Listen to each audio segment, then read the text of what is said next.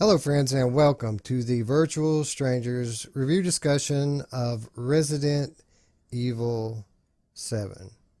I am your host, Wes. With me, as always, my good friend, Ruuts. Ruuts, I'm feeling the pressure, man. I don't know how on earth are we going to be able to do this thing justice. I don't know, but I'll tell you what, Jack is a fucker, man. I just want to throw that out right at the beginning because every time I think about this game, he's a bastard. And the last time I saw him, he chased me down, bitch slapped me around a little bit. I got away from him, turned around, and it was another Jack monster boss. And I was like, what the fuck, man? I can't get away from this guy. So Yeah, it's a recurring nightmare to go through this game, and it's not just with Jack either. And I'm not going to get too specific and spoil it for those of you who haven't played it yet, or for those of you who are holding out for PlayStation 5 to get their PSVR so they can play it a year from now. If you want spoilers, click that. Go to my channel. Watch. There's a full playthrough in progress. I've published about half of it. I've got the other half ready to edit. I've been putting them up about once a week, so just watch out for that if you want to see what happens. It kind of plays like a movie, doesn't it, Roots? it does. And I would submit, don't wait for the PlayStation 5. If at the minimum, get the Pro because it looks so good. And like you said, it looks like almost like a movie. The cutscenes, and even when you're in it, the cutscenes end and it's the same. It's like, oh my god, this just looks so good. I was blown away from by this game from second one, and now that I'm on the Pro, it's even that much more impressive. Yeah, so I guess that's where we're going to start here then, right? The looks, the graphics. Roots, and I've said this to you before. Of course, I guess I should preface it by saying it does have the same things that all PlayStation VR games has. It is a bit shimmery. There's some aliasing going on, but it's not terrible, especially on the Pro. It is a bit heavy on the Slim, but that's it. I mean, that's pretty much the big difference. There's some foveated rendering and some extra aliasing on the Slim, but it even looks pretty good on the Slim. But Roots, I don't know about you, but it doesn't matter how often I play this game. I could play it every day. Every time I strap onto it and get in, I'm wowed by it. The graphics. Just because they're able to do something like this on a console, I just basically, you're in these old dilapidated buildings, and there's all sorts of holes in the wall, and the wallpaper's peeling back, and there's mold growing on everything, but it looks so real. I always burn probably 5 or 10 minutes just looking in the holes in the wall, looking at all the pictures, just because everything looks so awesome. I just want to enjoy it. Yeah, that's how I feel as well. I mean, I don't know if I spend 5 minutes a session looking at that, but I definitely always am looking. And even this last time I went in, I was just checking out that room you sit in for the load-in screen. And I was just like, oh, it's not even a room, I guess, because I was realizing, I was like, wow, this is like a trailer or something. And I was like, it just looked so good, man. Like, I'm like you, I'm wowed away. Because it's not only the Pro or even the Slim, it's also the last generation of headset. And even though it's a good headset, we've got the Rift S, and it's just so much farther ahead that most games don't look that good. This, as far as compared to the Rift, but this one just really holds up. Yeah, and that's quite a statement. Now, in this age of new hardware and AAA games, we talk about it week after week after week now, the Asgard's effect, where the older games, they're not holding up anymore. And for this to be a what, 2 year old, maybe 3 year old, I think it's 3 years old now, or pretty close to it, console game, and it still holds up just as well today as it did, 6 months ago. That's really saying something, isn't it? Yeah, it just shows you what AAA content is. Good AAA content will almost withstand the most of time. Like Half-Life 2, it's 15 years old and it's still amazing. This what they did with this game, just the lighting and everything is just it's just done really well. And who doesn't want to sit down to dinner with the fam and eat intestines, or at least have them shoved in your face? That was my highlight. And this game, every time I play it, like you said, every time you go in, you're looking and you're wowed. Every time I go in, I think, okay, it's not going to be that bad. It's not going to be that bad, Ruuts. And then every time I'm running from Jack and I'm screaming, I'm sorry, Jack. Get the, I want to get the fuck away from that dude. The immersion is real. And I'm not that scared by horror. I don't like horror per se, but man, this does a really good job of making you feel like there's a real threat and you need to get away from that guy. And it's a testament. It's a game, man. And I'm in there and he's about to kill me. So. Yeah, I was thinking about this just earlier, just how good the pacing is in this game. It's story driven and there's cutscenes, but the cutscenes are always intense, but they're concise. They never run very long. You never say, God, when's this cutscene going to be over? Normally you're saying, oh shit, oh please don't, or something to that effect. But the pacing's good. So you go through the game and you go through relatively long stretches where there isn't any action, but the way that they've set it up with the story design and on top of that, the way the sound is in this game, there's constant tension. Even when there's nothing going on, you feel like something's going to happen at any moment from the time you start playing to the very end of the game. You never know what's around the next corner. And I think that's an important thing. If you're going to have a good VR or a good horror game, rather, whether it be in VR or flat, you've got to be able to keep people on the edge of their seat. And I don't know if I've ever played a game that does that better than this one. No, the building the tension is key. And I know, like in my last play session, I had to go back in to get the shotgun or a shotgun, and I knew that Jack was going to be in there, and I had to think about it for a second. I thought, well, I have to get this because I don't think I can pass this particular part without it. And then I thought, I don't want to go back to Jack. So I went through the secret passageway and I was standing there. I just gotten out and I was contemplating it. And then I heard Jack start talking his shit and like from far away down the hall. And I squeezed back through that passageway. I was like, fuck no. And I got on the other side. And then I thought, fuck, I need that shotgun. And so like it really back and forth. But man, it was spoiler alert, I got the shotgun, but it was it was pretty scary, man. Like I'm no joke, man. This game is something else, and they do it very well. The tension is key for sure. Yeah, if you've never been shit talked by a crazy redneck, there's nothing that scarier that it kind of throws me back to my childhood because I grew up in the hills, like as country places you've ever seen. I've been in houses that look like this. I've talked to people that, I mean, obviously they're not, infected and crazy like these people are, but I've witnessed crazier behavior than what these people are displaying, if you can believe that.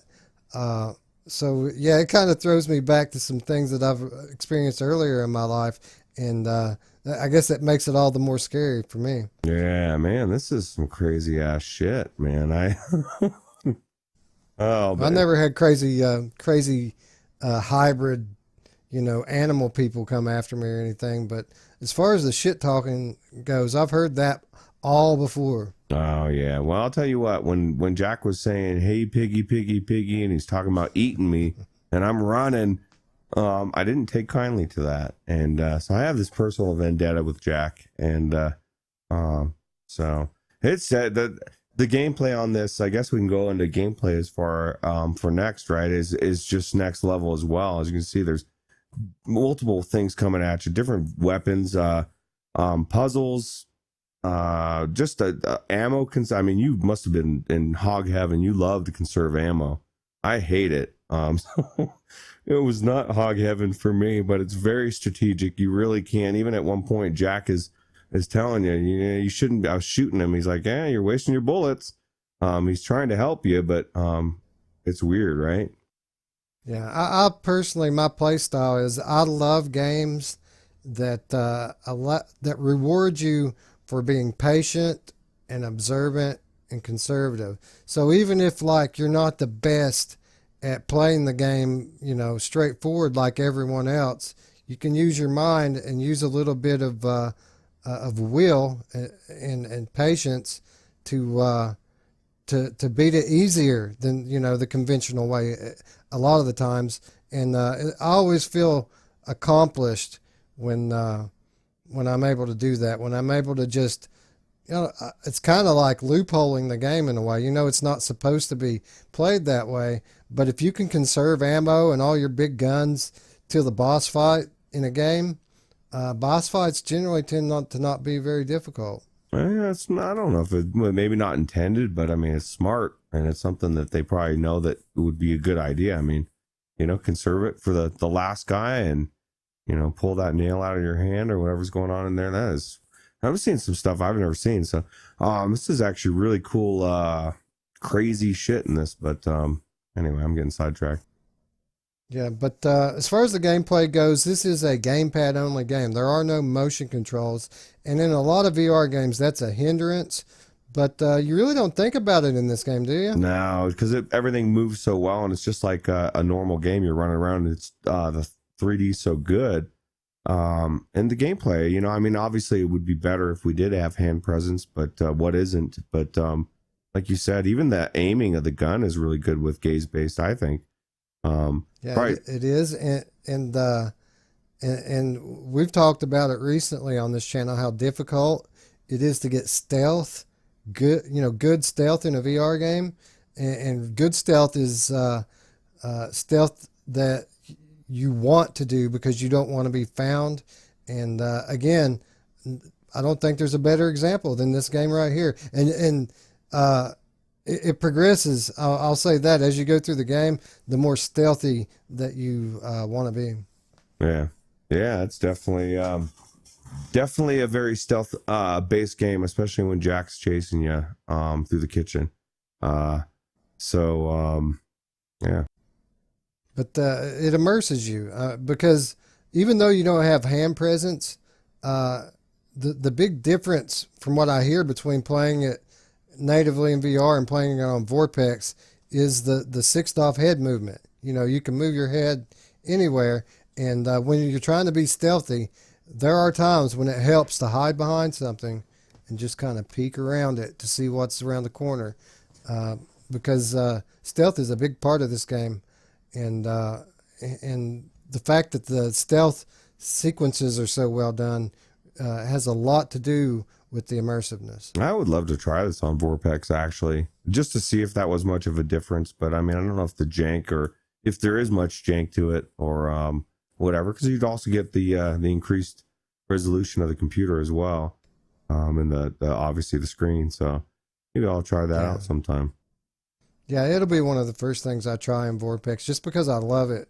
I love this game so much, and I've gone in recent months from calling it the best game ever to just calling it my favorite game because there are some arguable contenders out there now. But it might still be the best game ever. Only time's going to tell, This game, years later, I'm still playing it. Let's see how these other games hold up over time, right? Yeah, and you just finished it, so I mean, you might not ever want to play it again, especially if they come out with another Resident Evil. That was one of the things I kind of kicked myself. I should have picked up 2 when it was on sale. I don't think it's on sale anymore. It's like $20 or something. Yeah, they're remaking 3 too. That leaked this past week. Oh, really? They're working on the Resident Evil 3 remake now. Wow. Yeah, that's cool. Why won't they do 1? I want Resident Evil 1 remake because that back then, out of those first few, the part 1 was my favorite. Yeah, seems like it had a little bit more of a story to it, or at least a different type. Like I guess the first one's always the best, right? Yeah, I like the creepy old mansion. I like trying to find my way out and escape. It's like the other ones. It wasn't really an escape type story. It was more of an offensive tackle the problem type story. Where in the first one, it's there's all sorts of puzzles and 1,000 rooms to search through, and and just like this game, creaky noises that are freaking you out, and you never know what's around the next corner. And yeah, everything I love about this game, I loved it about the first one as well. I just want to get out of that house. That's all. I just want to get out, and it's like every time I go through a door, I think, okay, I'm out of here, and it's like another room, and I'm like, oh man, dude. Even I know when I get outside of that door, the front door, it's probably going to be a gate or something, and I'm going to be like, I still can't go anywhere. I want out of here, you know. Well, I won't spoil it, but you're not close. Oh man, I'll tell you what, it looks so good and it's so fun that I think I will, even though there's, this is what something Alex was saying recently, or I guess a while ago. He doesn't like horror games, and but there's something about that adrenaline, or something about especially when you're not the biggest fan of them, it makes them even better if you actually push your way through it. So I do enjoy going in there and getting scared, but sometimes, man, I'm just, after I go through a bout with Jack, I'm just like, what the fuck just happened, dude? Like, I'm almost laughing because it's just so much like, fuck, man, I don't know. Yeah. So yeah, scare. That's one of the things I love about horror games. The more time you spend in VR, the less effect VR has on you. So you're constantly looking for experiences that make you feel something. And I think horror, more than anything, does that best, because if you're in a good horror game, you feel it immediately because your heart starts racing. You start to dread what's around the next corner. And, beyond that, and beyond this just being a great, scary experience, it's a very well told story. It's like they're telling the story through the use of these limited, cinema scenes, these cut scenes, but there's so much more story to it. And the way you get the details here is by searching, and you'll find items, you'll find newspapers, you'll find letters. There's all sorts of things, photographs. There's stuff everywhere in this game, and most of the things that you find has a little piece of the story on it. And there's actually a very detailed story going on here from years before you arrived up until the present time that's being told. And again, just another great example of storytelling in VR. Yeah, and not only do you just do cutscenes, but there's like different things that you will cassettes that you'll play that will, you actually are in I don't know, man, it's next level. I've never had anything like that before. It's like, what the fuck's happened? Oh my God. It's like just really cool, man. They did this game, that the way they designed it is it's perfect for VR, man. I can see why Sony brought it. It's such a good game for virtual reality. Yeah, and I still just continue to hope that that it gets official PC support one day, because it's a classic. It's never going to go away. This game is always going to be great, or at least it's got another few years of still holding up, in my opinion.